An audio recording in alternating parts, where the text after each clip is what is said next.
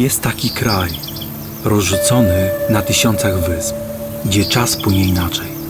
Ludzie tutaj rozumieją coś, o czym my często zapominamy, że życie to nie tylko droga naprzód, ale też chwile zatrzymania.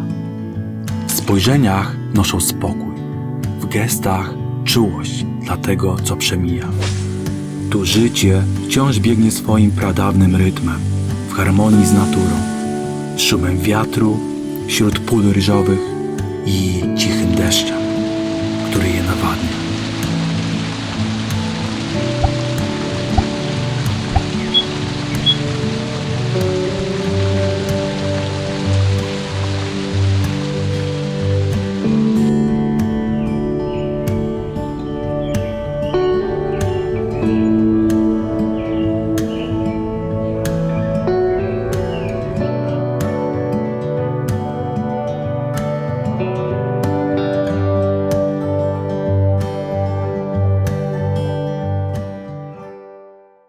Nasza podróż rozpoczęła się w sercu duchowym wyspy Bali, mieście Ubud. Nie ma tu pośpiechu nadmorskich kurortów, ani głośnych tłumów. Jest za to spokój, pachnące kadzidła i dźwięki gamelanu.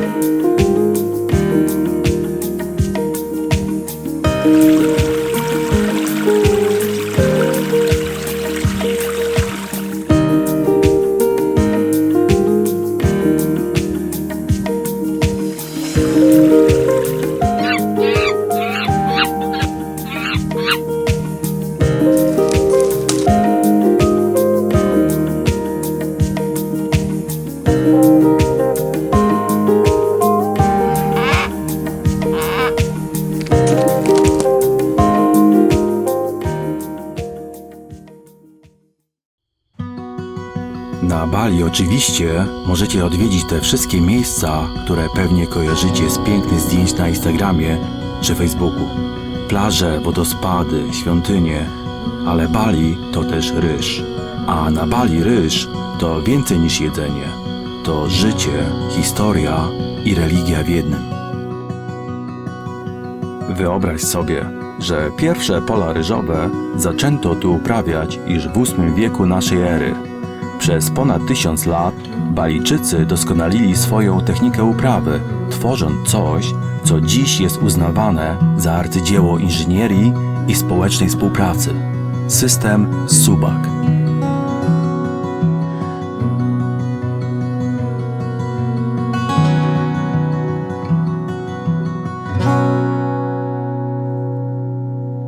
Subak to starożytny system nawadniania pól, który nie tylko przepływa przez ryżowiska, ale także symbolizuje głęboki szacunek dla natury i więzi międzyludzkie.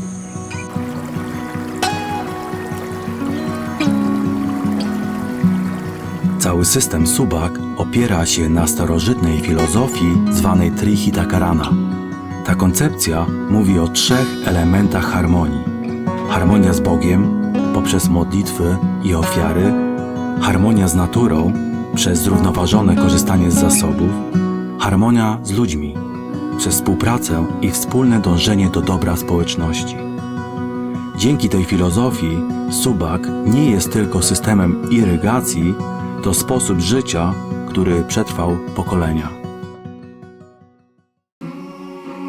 Jest 2 w nocy, gdy wyruszamy na nasze nocne wejście i wschód słońca na wulkanie Batur.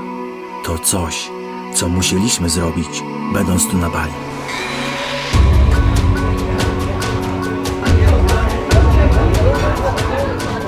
Rozpoczynamy od ciepłej kawy i szybkiego posiłku w base campie u podnóża góry, a następnie wyruszamy na nasz szlak z naszą przewodniczką. Jest to nasze pierwsze wejście na wciąż czynny wulkan zaliczany do grupy stratowulkanów. Co ciekawe, pierwsza zanotowana erupcja nastąpiła tu w 1804 roku, ostatnia w 2000. Kiedy nastąpi następna? Tego nie wie nikt. Małpy zjadły nam śniadanie, więc chodzimy i wracamy do Ubud.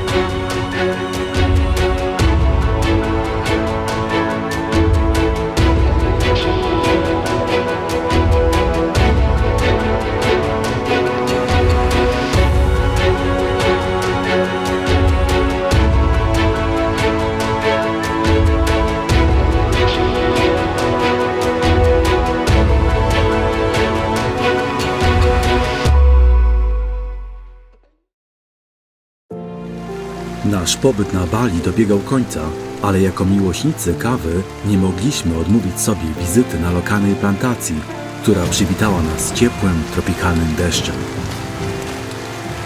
Here in our plantation we have two kind of regular coffee. We have Robusta and Arabica.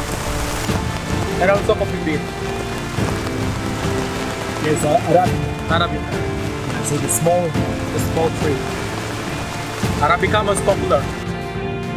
Oczywiście najbardziej popularna jest to kawa Arabica, ale jest tu jeszcze jeden wyjątkowy rodzaj kawy – Kopi Luwak. Jest to jedna z najrzadszych i najdroższych kaw na świecie, a jej proces powstawania jest dość nietypowy.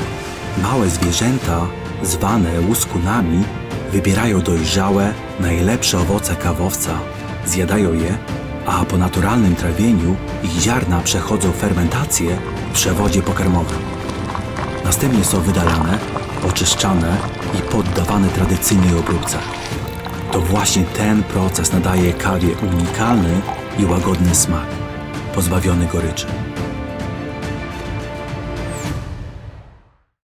Z Bali polecieliśmy na wschód, na wyspę Flores, do Labuan Bajo. Przekroczyliśmy linię Wallace'a, niewidzialną granicę między Azją a Australią i niemal od razu poczuliśmy, że świat wokół nas się zmienia. Inna roślinność, inne dźwięki, inne zwierzęta, w tym te słynne smoki z Komodo. Zamieszkaliśmy na wzgórzu z widokiem na zatokę i zielone pagórki otaczające miasteczko. Przywitał nas koniec pory deszczowej. Powietrze było ciężkie od wilgoci, a świat zdawał się bardziej nasycony kolorami. Oczywiście, gdy już przestawało padać. No ale jutro czeka na nas Park Narodowy Komodo.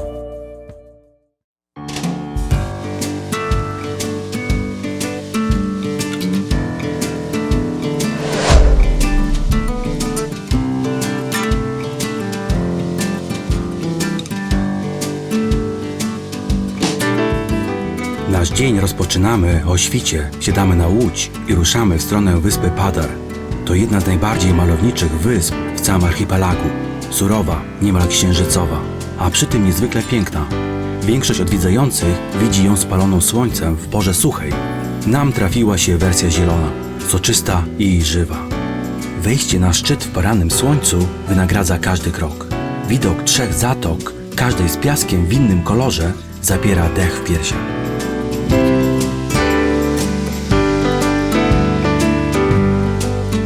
Choć wygląda bajkowo, Padar bywa też domem dla smoków z Komodo.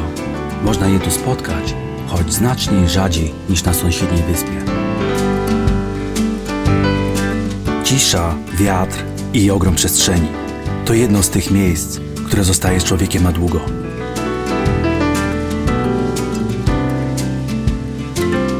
Z Padar kierujemy się w stronę jednej z najbardziej niezwykłych plaż na świecie – Pink Beach. Różowy piasek to efekt milionów drobnych odłamków koralowców, które w słońcu kontrastują z turkusem wody i soczystą zielenią okolicznych wzgórz. Zanurzamy się w krystalicznej wodzie, by trochę posnurkować. Pod powierzchnią życie też tętni rozmaitością kolorów. Czas ruszyć do naszej głównej atrakcji – wyspy Komodo. To tu, na porośniętych krzakami wzgórzach, żyją prawdziwi władcy tej krainy – warany z Komodo.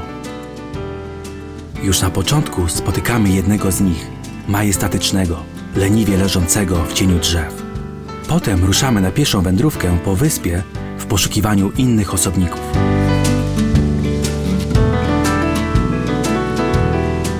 Niestety zaskakuje nas tropikalna ulewa i w kilka minut Jesteśmy przemoczeni do suchej nitki, a smoki jakby zapadły się pod ziemią.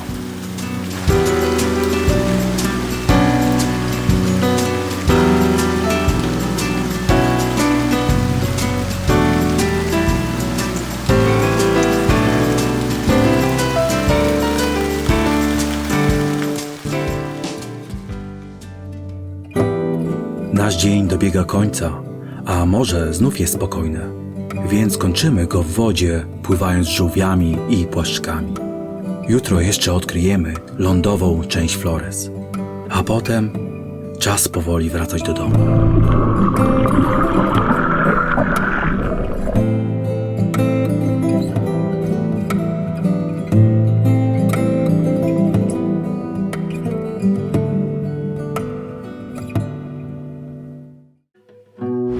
To już nasz ostatni dzień na Flores.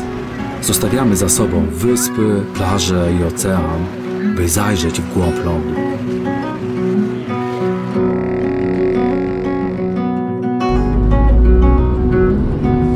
Odwiedzamy tradycyjną wioskę i skromną chatkę, by zobaczyć, jak naprawdę wygląda codzienne życie w tym zakątku świata.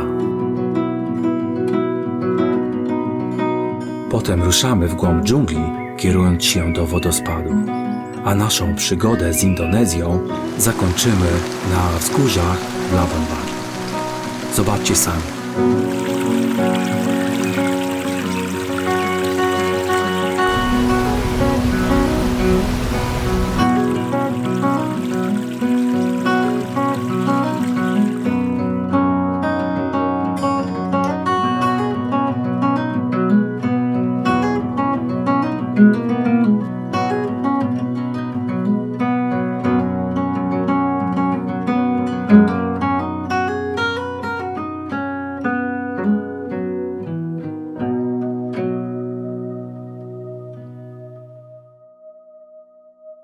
Kecak dance to tradycyjny balijski taniec, który jest wykonywany od 50 do 100 tancerzy, ubranych jedynie w sarongi w kratkę. Spektakl, który tu widzicie, dotyczy śmierci Kumbhakarny jako epizod z eposu Ramayany. Historia jest dość skomplikowana i nie będę tu się wymądrzał, a zostawię was tylko z formą tego spektaklu. Jedynie, co mogę zrobić, to zachęcić was do własnego odkrywania tej sztuki. Spektakl kończy się spektakularnym tańcem, gdzie tancerz jest w transie i wciela się w konia boga tańca, zwanego Sangyang. I z tym was zostawiam. Do następnego filmu.